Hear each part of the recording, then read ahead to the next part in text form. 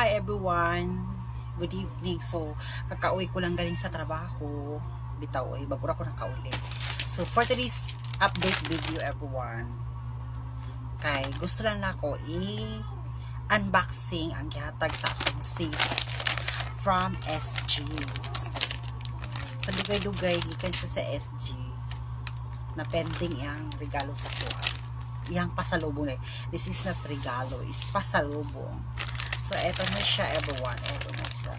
This is from SG. So, buy one take one. Hindi siya. Kung ano siya, kung isa is $13. Kung duha is naasa $24.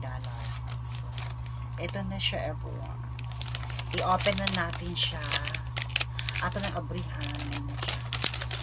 T-shirt ba yun? T-shirt.